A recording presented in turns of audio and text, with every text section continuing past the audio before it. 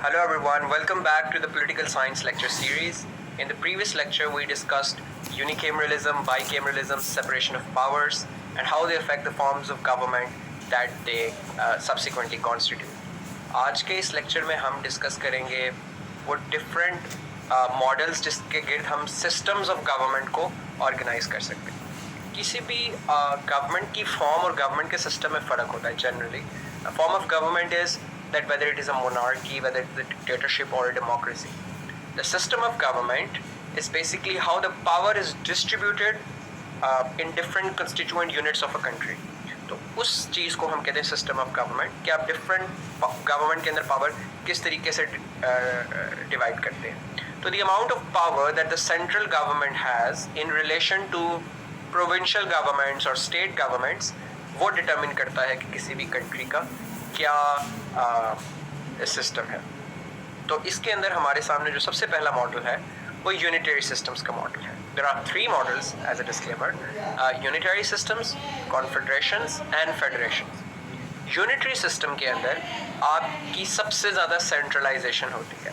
वो किस तरीके से सेंट्रलाइजेशन इसलिए ज़्यादा होती है बिकॉज आपकी सेंट्रल गवर्नमेंट के पास सारी की सारी अथॉरिटी और पावर होती है. Now by this what I mean is that the constitution gives power to the central government, जो कि आपकी नेशनल गवर्नमेंट है उसको सारी पावर्स दी जाती है. अब इसका दो पॉसिबिलिटीज हो सकती है. Either that constituent units don't have any power at all. Constituent units का वर्ड मैं बार बार यूज़ करूँ. कंस्टिट्यूएंट यूनिट से मेरा मुराद क्या है? कंस्टिट्यूएंट यूनिट्स वो इकाइयाँ होती हैं जो मिलके एक रियासत बनाती हैं. Those are the called constituent units. कुछ उन्हें प्रोविंसेस कहते हैं, जैसे पाकिस्तान में 4 प्रोविंसेस हैं, ये हमारी कंस्टिट्यूएंट यूनिट्स हैं. अमेरिका में 50 स्टेट्स हैं, वो उनके कंस्टिट्यूएंट यूनिट्स हैं. तो नॉमेनक्लेचर वेरीज बट इनको जनरली कंस्टिट्यूएंट यूनिट्स कहा जाता है. तो अगर इनका रिलेशनशिप कंस्टिट्यूएंट यूनिट्स का सेंट्रल गवर्नमेंट के साथ डिटर्मिन करता है स्टेट सिस्टम को. So there are two possibilities whether that constituent units do not exist at all and there is only one central government, and the other possibility is that constituent units की अपनी अपनी governments exist करती हैं, लेकिन उनके पास अपनी independent authority नहीं होती. वो सिर्फ और सिर्फ नेशनल गवर्नमेंट की विल को इन्फोर्स करते हैं. And here I use the word that constituent units have no original existence of their own. इस बात का क्या मतलब है? इस बात का मतलब ये है कि कॉन्स्टिट्यूशन ने सिर्फ सेंट्रल गवर्नमेंट बनाई है. कॉन्स्टिट्यूशन ही सारी पावर्स डिवाइड करता है. तो कॉन्स्टिट्यूशन के अंदर सिर्फ सेंट्रल गवर्नमेंट्स को पावर दी गई है.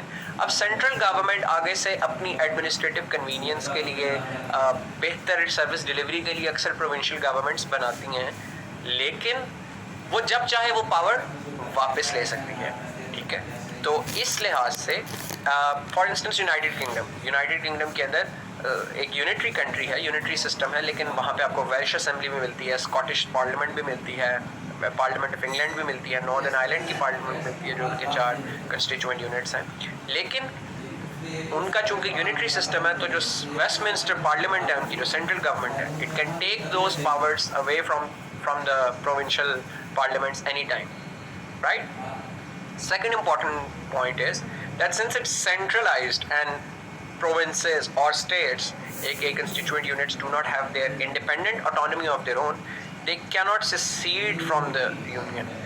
secede का मतलब है आज़ादी नहीं हासिल कर सकते, वो उससे separate नहीं हो सकते. If they do, it will be considered an act of rebellion.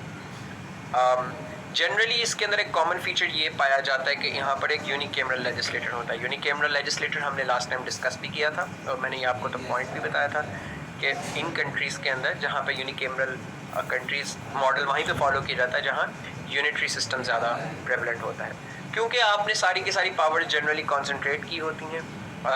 तो वहाँ पर यूनिकेमरल लेजिस्लेटर भी यूज़ किया जाता है. इसके अंदर मुख्तलिफ एग्जाम्पल्स हैं यूनिटरी स्टेट्स की. सबसे पहले तो बहुत सारी जो एब्सोल्यूट मोनार्कीज़ हैं, जहाँ पर एब्सोल्यूट किंग की पावर्स हैं, जो कि हमने अपने शुरू वाले लेक्चर्स में देखा था. मॉडर्न वर्ल्ड के अंदर जहाँ पर यूनिटरी का निज़ाम, सिस्टम्स का निज़ाम मौजूद है, वो आपके सामने ज़्यादातर मिडिल ईस्टर्न मोनार्कीज़ हैं: Jordan, Kuwait, Oman, Qatar, Brunei, Bhutan and Morocco. Then you have unitary constitutional monarchies, वो कंट्रीज जहाँ पे मोनार्की की पावर को कॉन्स्टिट्यूशनल स्ट्रक्चर्स ने और डेमोक्रेटिक सिस्टम्स ने चेक किया और रिड्यूस करके ऑलमोस्ट नॉमिनल बना दिए मोनार्कीज, जिनमें यूके, जमैका और जापान की मिसालें हमारे सामने आती हैं। और डेमोक्रेसीज़ के अंदर, रिपब्लिक्स के अंदर जहाँ यूनिटरी सिस्टम अभी इम्प्लीमेंटेड है, उनके अंदर हमारे सामने France, China, Turkey, Italy, Afghanistan और बांग्लादेश की मिसाल हमारे सामने। इसके बाद जो दूसरा मॉडल है सिस्टम्स ऑफ गवर्नमेंट को ऑर्गेनाइज करने का, उसे कहते हैं confederate systems. Confederacy is the polar opposite of unitary systems. While in unitary system, all powers are vested in the central government, and the constituent units do not have any autonomy and independent powers. The Confederacy is completely opposite. In Confederacy, all powers are vested in the constituent units, and constituent units are all powerful. Central governments do not have any independent or autonomous existence of their own. So you have an all-powerful central government in the unitary systems, and you have an all-powerful constituent units in the confederation. तो बहुत एक loose relationship exist करता है इसीलिए इनका और central governments का। एक और पॉइंट इसके अंदर बहुत अहम है कि कन्फेडरेशंस के अंदर जो आपके कंस्टिट्यूएंट यूनिट्स हैं वो अपने आप में सॉवरेन कंसिडर होते हैं।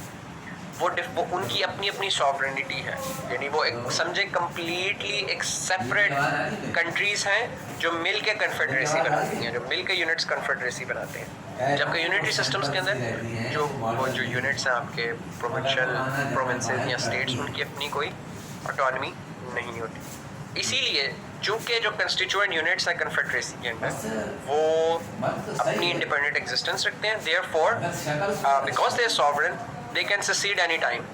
So for them it is legal, it is absolutely legitimate for them to break away from that union at any time.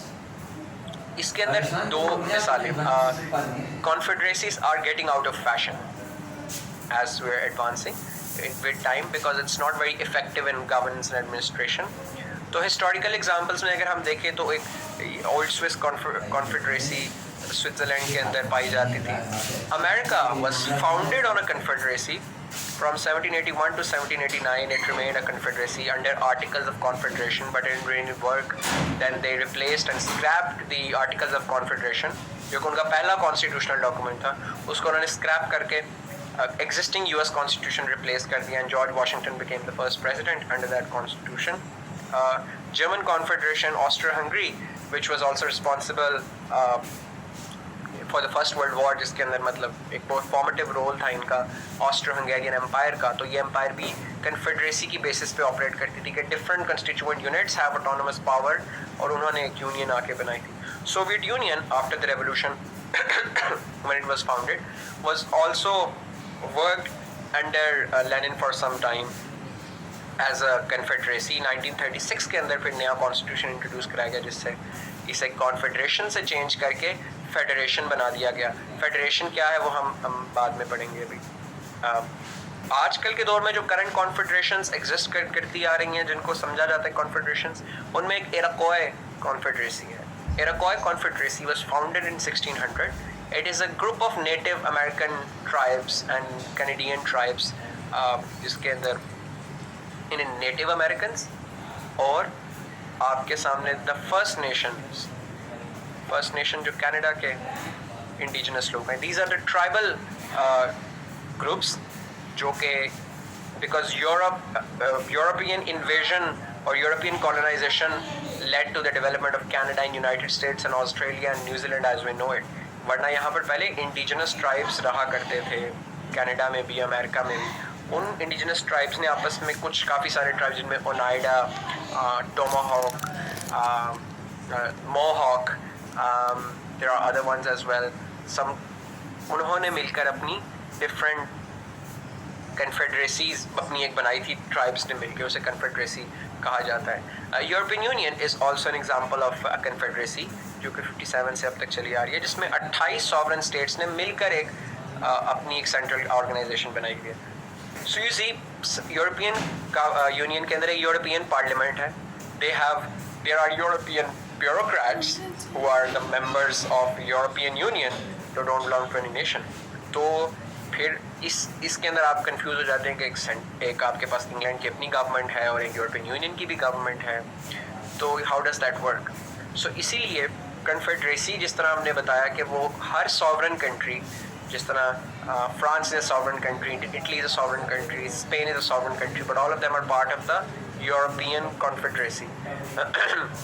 ये तो चले हमने एक ट्रांस नेशनल लेवल पे देखा। इसी तरह बेल्जियम के अंदर, Belgium is considered to be a confederacy as well, with 2 independent states of Flanders and Wallonia, Flanders in the north and Wallonia in the south, making up the confederacy, and these 2 states are considered autonomous and all powerful. Confederacies countries बनाती क्यों है? अगर इतनी central government ही नहीं करनी, अगर हर एक ने अपने मुताबिक ही चलना है, तो इसका आंसर ये है कि कॉन्फेडरेसीज इसलिए बनाई जाती हैं कि ये इंडिपेंडेंट स्टेट्स ये सोचती हैं कि अगर हम अलहदा रहेंगे तो we have more to lose, so if we are together we'll be better off. So what they do is, as for the collective interest, for the collective advancement, they join together in the form of confederacy, जैसे European union में इन्होंने की। The last system of government is called confederacy or federations, and confederacy generally के अंदर काफ़ी सारे इस तरह के problems हैं जो कि federations में नहीं हैं। Same goes, confederation also checks the problems of the unitary states. Unitary states are considered too centralized, and they kill the creativity, they kill the autonomy of the individual constituent units.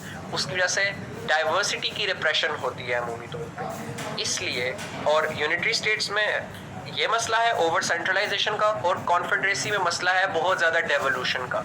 So confederacy is often और ineffective, inefficient, जैसे हमने America की मिसाल देखी थी। तो because of the inefficiency of the Articles of Confederation और the overcentralization of unitary states, some countries prefer to have federative models which is called a federation. Federal systems दोनों के फीचर्स को mix करता है, दोनों के features को govern करता है। It has partially self-governing constituent units. It does not have all-powerful constituent units, and it doesn't have an all-powerful central government.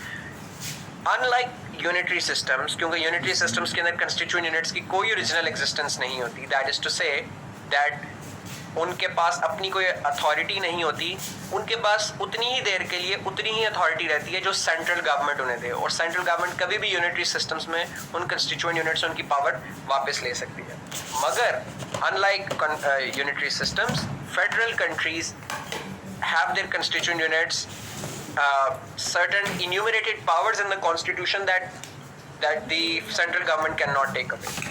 इसी तरह unlike confederacies, constituent units all powerful नहीं होते और वो ससीड भी नहीं कर सकते यूनियन के साथ। They are necessary part of the union, और अगर वो उससे ससीड करेंगे तो वो रिबेलियन कंसिडर होगी, ट्रीजन कंसिडर होगा।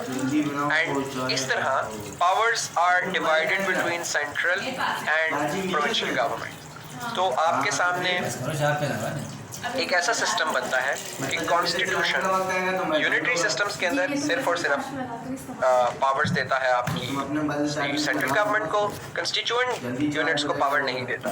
कॉन्फेडरेसीज के अंदर कॉन्स्टिट्यूशन सारी पावर्स देता है कंस्टिट्यूएंट यूनिट्स को, सेंट्रल गवर्नमेंट को पावर नहीं देता। फेडरेशंस के अंदर कॉन्स्टिट्यूशन दोनों को बराबर पावर्स देता है, कोऑर्डिनेटेड पावर्स देता है, यानी कि कॉन्स्टिट्यूशन एक्सप्लिसिटली इन्यूमरेट्स के these are the subjects and domain of the central government and these are the subjects and domains of the provincial government. For instance Pakistan is a federation, तो हमारा constitution में explicitly 2 lists हैं, federal legislative list and provincial legislative list.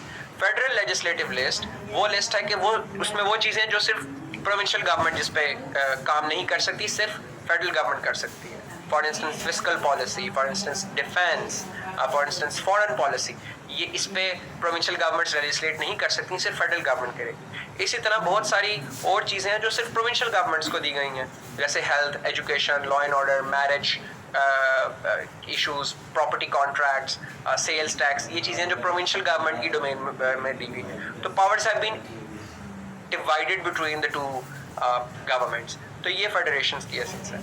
A great example of federations is the Trade Federation from Star Wars. No, just kidding. And this was inspired, of course, from the same pattern, but not necessarily the same one. Great movie, by the way. Everyone should watch it. And in the Machete order, not in the release order because it will spoil your movie, please.